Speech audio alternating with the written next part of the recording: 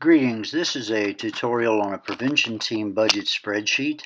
My name is Jim Funk. I'm a prevention team leader, and this particular spreadsheet is a 6-person spreadsheet. There are a lot of different versions that prevention teams have been using, and for years they've been modified and changed. Found some really good ways of presenting information. Whichever budget you use, it should be quick to set up. It should be one where you can make data entry quickly and provide quality reports not only for the host but also for the team to use as an analysis of what they've spent. So whatever budget you use, just make it so that it's efficient. My goal is to make administrative tasks as short as possible, but they are required. They've got to be correct. You can really mess up a prevention team assignment by not properly tracking your administrative tasks. So hopefully this spreadsheet will help with the budget piece of this puzzle. And so we'll get into this particular spreadsheet and show you around first. We'll look at the different areas of the spreadsheet, and then we'll do some data entry, and then show you how the summarizations are formed, and then some of the other features of this particular spreadsheet. Okay, so this is what we're normally used to looking at. It has your payroll information, has your incidental expenses. Over here to the right is the data entry section. This will then autofill the portions over here. This has the ability to be able to put in different budget codes. Once in a while you'll have an assignment that has multiple codes. Individuals are tracked by different codes, or maybe each day is a different code. Whatever that composition is, this allows you to track that. While we're up here, there is an instruction for each one of these sheets. It's off here to the right. Okay, down at the bottom of the 16-day assignment, there is a place to be able to put in flight costs, product cost, and then it has summaries from your daily totals. This will actually autofill to show you the cost of an individual. Down here it will track the different budget code cost, and we'll show you how all that works. Down here, note that there are some other tabs that we'll get to. These are reports that are auto-filled from this particular, from the daily cost sheet. So we'll show you that as this progresses. For right now, you can put in your team name and the assignment duration up there just for your accounting purposes. Here we'll enter our individual names. So let's just say that we have JF, we have BB as our PIO, and CC is one of our members, and each one of them have different rates. This individual is an AD, so overtime is the same as hourly. There is no overtime rate for them. Even though these aren't realistic, we'll just put in some numbers here to be able to look at. So we have individual hourly rates and overtime rates. Those are given to you by the individual members. These are usually cost to government.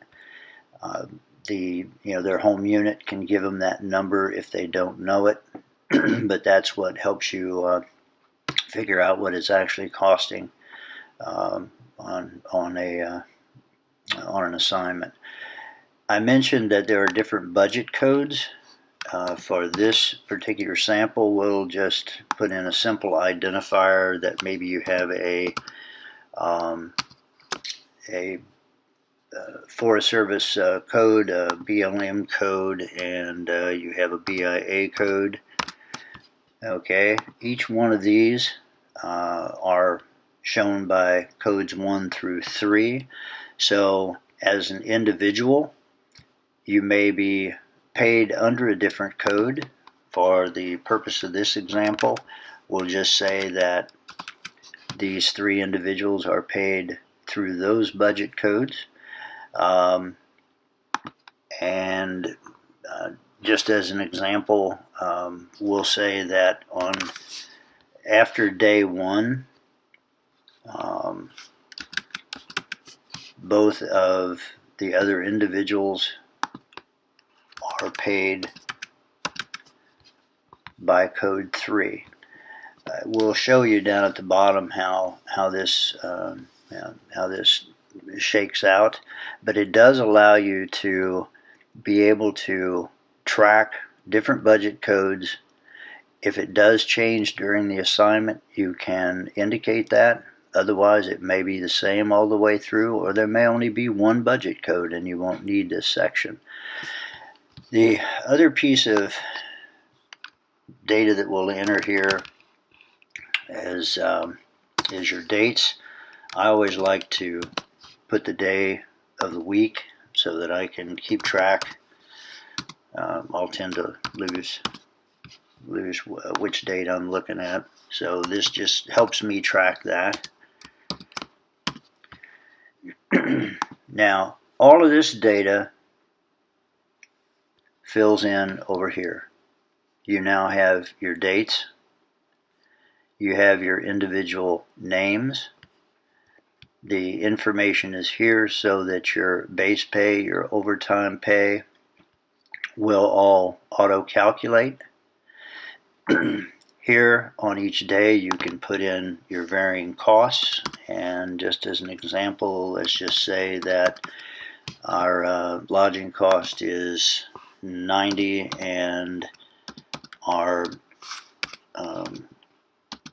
per diem rate is $65, and I realize, as a travel day it's going to be different, but for the sake of this example we'll use this, and we're going to say that each of these 3 days those costs were the same. Alright, so now you have in your lodging costs. Under vehicle costs, the team leader had to rent a car, and so that cost is put in there. You got room for supplies. Down at the bottom, you've got an area for flight costs, both in and out. And let's say that that individual had a 500, that had a $200 rate. The third member was local, so drove, so nothing there. In product costs, let's say that the host ordered Smoky Bear materials ahead of time, and they wanted you to have that cost in your accounting for the team because you're going to be using those materials. So there's a place to put that. Note over here on the right that this spreadsheet then calculates what it's costing as a total by name, and down here is where the different cost codes are broken out. Sometimes your host or hosts need to know how much they're actually spending within their code so that they can stay within their budget as well. So this is what the daily cost entry spreadsheet looks like, and just as a summary, it does allow you places to put your product costs. So if you're doing brochures or whatever, you can add those kinds of costs in. Your flights, it gives you summaries by day and also by budget code. Up here is your basic daily breakout, so that if you want to, if you have to go back in and change hours or different costs, you can do that. a lot of those cells are filled over here with data entry. This allows you faster data setup time, and then it makes your daily entry easier. For this example, we'll go ahead and put in some hours now and see how this all calculates out. The different people in getting there had different times. On this particular day, they all had 12 hours.